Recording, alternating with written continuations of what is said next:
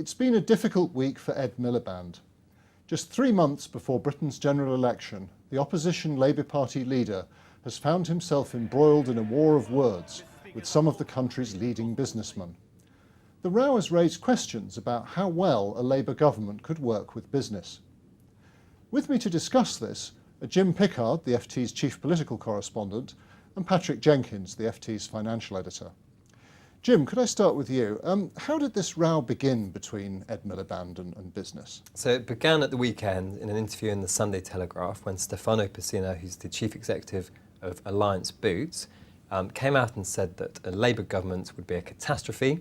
He didn't specifically say why, but he did say at the same time that leaving Europe would be a big problem, but he said a Labour government was what he really feared. And how did Ed Miliband respond? You could see during the day on Sunday, things moved quite gradually. In the morning, they weren't quite sure how to respond. By lunchtime, they were pointing out that this guy was a billionaire. He lived in Monaco. He didn't really pay British taxes. He'd moved Alliance Boots from Britain to Switzerland, which is a low-tax jurisdiction. And it hardened and hardened. And then the next day, Ed Miliband himself was asked about it. And he said very clearly, this guy's a tax avoider. Why do we have to listen to what he says?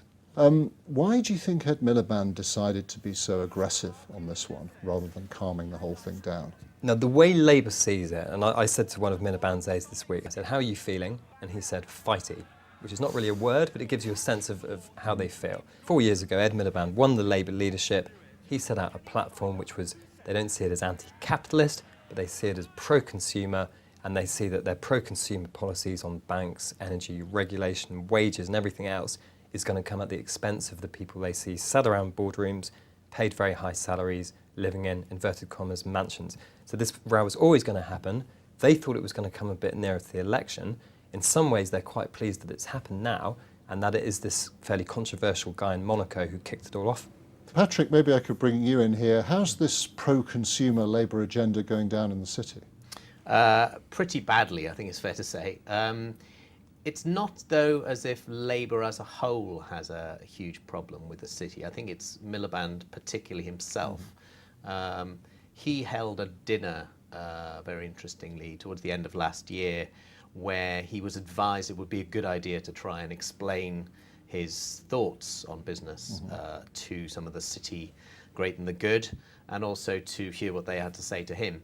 But I think the message they all came away with was that Miliband, as Jim says, was so pro-consumer that he was almost anti-markets. Right. He claimed to be pro-market, but when he was kind of prodded a little on that, as to why, for example, he wanted to set caps on energy prices, he admitted, well, when markets don't work, I'm not pro-market. And I think that, that really rattled people.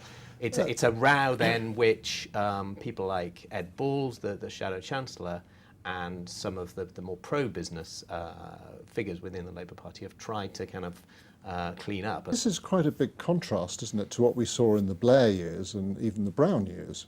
Absolutely. I think it's probably fair to say there's a natural distrust in the business community, and particularly in the city of Labour, and even in the run-up to Tony Blair's government being elected in '97, there remained that level of distrust.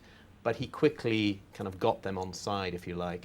There were some, alongside some arguably anti-business taxation policies in particular, there was a lot of cozying up with business until by the time we came to the run-up to the financial crisis in 2007 and 8, actually the government, Gordon Brown in particular, was very, very close to the city, such that, arguably you can say he stoked the crisis.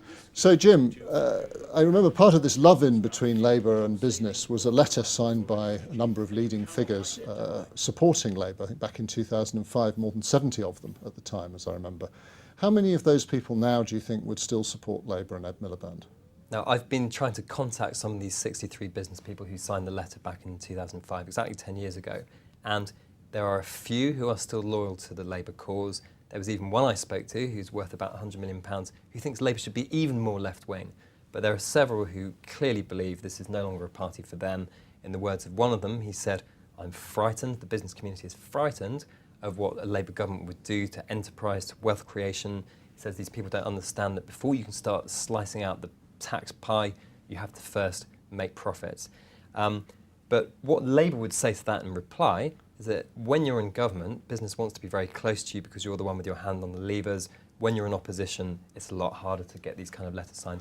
And even in the run-up to 97, there were no FTSE 100 chiefs backing Blair publicly. And just in conclusion, Patrick, do you see any prospect of this gap between Miliband and the city narrowing between now and May? No, I think the city has total distrust of Miliband personally. But I think they feel they can communicate with the likes of Ed Balls, Chekaramuna, Chris Leslie. And I think as long as there's balance within that that communication, then, you know, if there is a Labour government, then I don't think ultimately, as Jim says, there'll be more of a fruitful relationship probably once government is elected. So it sounds like Ed Miliband has his work cut out to convince the city and business before the election. Patrick and Jim, thank you very much. And you can follow all of our election coverage on ft.com.